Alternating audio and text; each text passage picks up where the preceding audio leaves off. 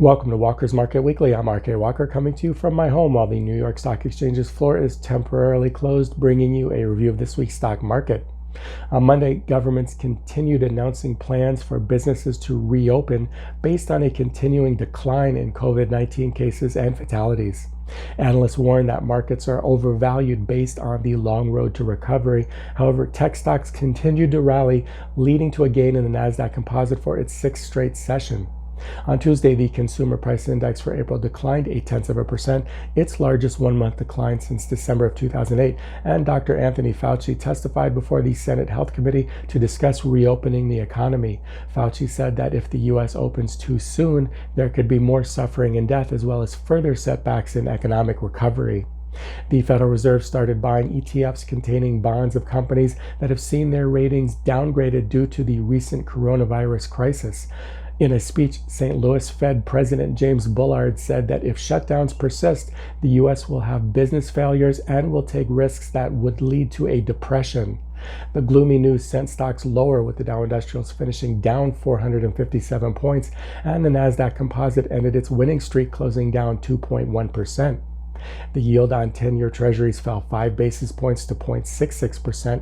West Texas Intermediate crude rose 6.4% to $25.69 a barrel, and gold rose 0.5% to $1,705 an ounce.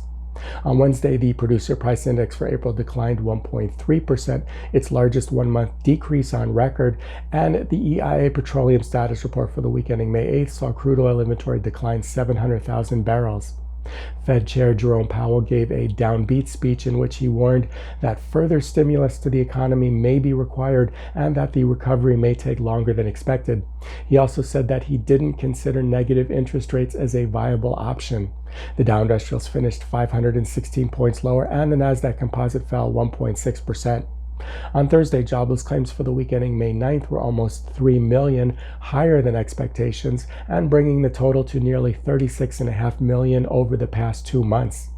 Import prices for April fell 2.6%, and export prices fell 3.3%. The Dow Industrial started the day spiraling down more than 450 points. However, it ended up closing 377 points higher on strength in the financial sector.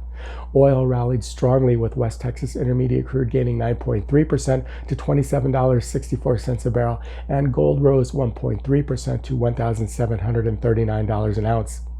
On Friday, retail sales for April plunged a record 16.4%, far worse than expected, and the Empire State Manufacturing Survey for May came in at minus 48.5. Industrial production for April dropped 11.2%.